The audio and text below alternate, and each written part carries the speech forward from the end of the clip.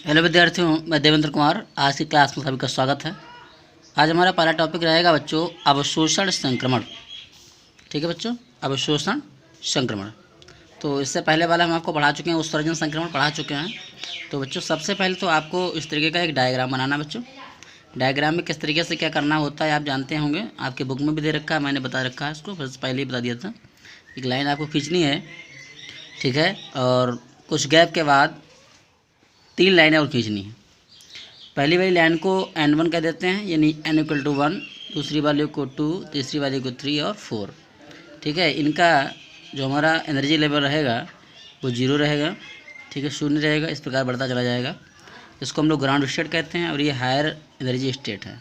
ठीक है बच्चों, तो इसके बाद में इसी क्रम में आगे बढ़ते हैं। क्या होता है ये हमारे हाई एनर्जी लेवल है और ये हमारा ग्राउंड स्टेट है, निम्न ऊर्जा स्तर, ठीक है, मिनिमम एनर्जी लेवल। इस तरीके के बाद में क्या करना है, देख जब क्या होता है, जब श्वेत प्रकाश में सभी ऊर्जाओं के प्रकाश फोटान होते हैं। हम लोग जानते हैं कि जो हमारा वाइट लाइट होती है उसमें सभी प्रकार की एनर्जी के जो हैं वो फोटान पाए जाते हैं। और जब प्रकाश किसी पारदर्शी माध्यम, एग्जाम्पल के तौर पर मान लिया पारा, ठीक है, पारा यानी मरकरी, उसकी जो वेपर होती है बाष्प से गुजारा जाता है। जब हमारा लाइट को क्या करते हैं हम लोग पारे की बाष्प से बच्चों गुजारते हैं, तो उस पदार्थ के परमाणु केवल उन ऊर्जाओं के प्रकाश फोटान को अवशोषित कर लेते हैं जिन्हें अवशोषित करके वे अपने निम्नतम अवस्था में से किसी उत्तेजित अवस्था में पहुंच जाते हैं। समझ आया?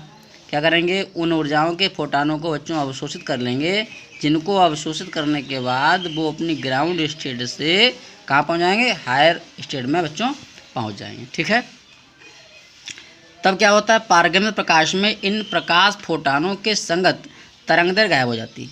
जो प्रकाश फोटानों के इक्वलेंट जो वेवलेंथ होती है बच्चों वो गायब हो जाती है, और तब स्पेक्ट्रम में इनकी जगह पर काली रेखाएं हमको प्राप्त होती हैं। कौन सी रेखाएं प्राप्त होती हैं बच्चों? काली रेखाएं हम लोगों को दिखाई देने लगती हैं, जिन्हें क्या कहा गया है, अवशोषण स्पेक्ट्रम कहते हैं। ठीक है बच्चों, तो इस तरीके से ये हमारा छोटा सा टॉपिक था, इसको देख लेना, आपको थ्योरी है बेटा।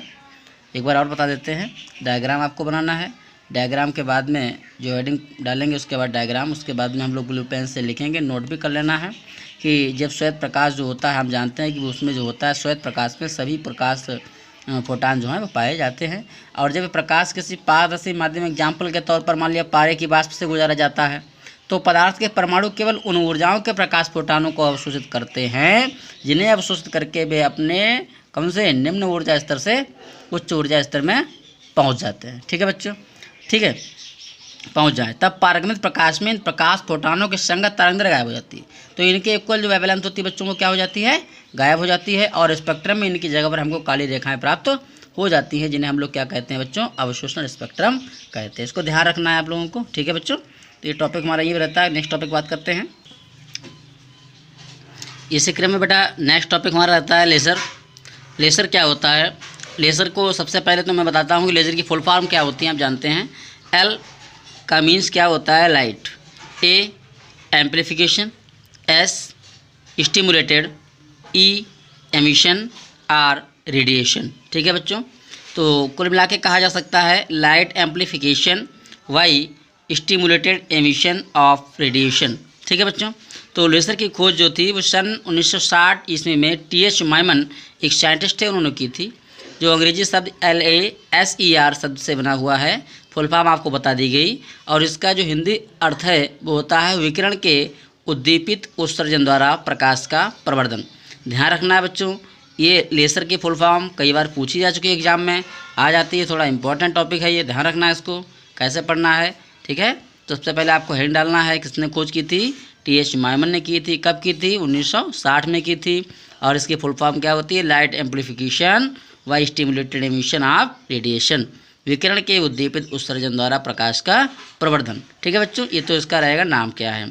तो क्या होता है ये लेज़र, ये एक ऐसी युक्ति है जिसके अति तीव्र, तीव्र का मतलब हाई इंटेंस, एक वर्णी, समांतर और उच्च कला संबद्ध प्रकाश पुंज हमको प्राप्त हो जाता है। ठीक है बच्चों, प्रिंसिपल क्या रहता है इसका, सिद्धांत क्या रहेगा।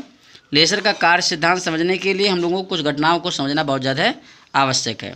तो लेज़र को आप समझ चुके होंगे, light amplification by stimulated emission of radiation, इसके बाद में हमारा पहला टॉपिक रहता है स्वतः उत्सर्जन। ठीक है बच्चों, तो इसको थोड़ा सा देख लेते हैं क्या होता है स्वतः उत्सर्जन। बच्चों स्वतः उत्सर्जन की बात करते हैं तो आप लोगों को कुछ बताया जा चुका था कि सामान्यतः किसी पदार्थ के परमाणु अपनी मूल अवस्था में होते हैं। जानते हैं आप लोग कि सभी परमाणु जो अपने होते हैं वो ग्राउंड स्टेट में होते हैं बच्चों, और जब इनको बाहर से या किसी बाह्य स्रोत से पर्याप्त मात्रा में ऊर्जा मिल जाती है तो वो उसको छोड़ करके उत्तेजित होकर के किसी अदर कक्षा यानी हाई एनर्जी लेवल में चले जाते हैं। ठीक है, आप एग्जाम्पल देख चुके हैं, इसका बताया जा चुका है। और वहाँ पर कितना समय 10⁻⁻8 सेकंड से रुकते हैं और उसके बाद में अपने कक्षा में क्या होता है बच्चों वापस लौट आते हैं। तो डायग्राम आप लोग देख चुके हैं। तो इसी प्रकार अवस्था बना रहता है। ये 10⁻⁸ सेकंड तक कोई उत्सर्जन नहीं करता, यानी 10⁻⁸ सेकंड तक कोई इसमें बदलाव नहीं होता, उसके बाद होता है। ये घटनाएं 3 परमाणु, ठीक है, ए के लिए तो हमारा एक डायग्राम है 7.5 उसमें दिखाई गई, मैं दिखाऊंगा आपको। कोई परमाणु उत्तेजित अवस्था में केवल इतने 10⁻⁸ सेकंड तक ही रह सकता है, उसके बाद पुनः अपने ऊर्जा स्तर में बच्चों वापस लौट आता है। ठीक है, इन दोनों डायग्रामों को मैं आपको दिखा देता हूँ।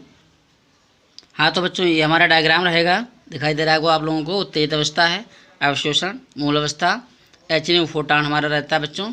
इसको ध्यान रखना है, इस तरीके का डायग्राम आपको बनाना होगा। इसको हम लोग बना लेंगे, ठीक है, चाहे तो बना लें, कुछ खास नहीं है। इसको पढ़ना हल्का हल्का आप लोगों को। पढ़ने के बाद में ये डायग्राम इस तरीके का बनना है, किस तरीके की क्या प्रोसेस होती है। किसी प्रकार कोई दिक्कत है तो आप पूछ सकते हैं हमसे, हम बता देंगे आपको कैसे क्या करना है बच्चों। ठीक है कि नहीं, इस तरीके से इसको बनाना है।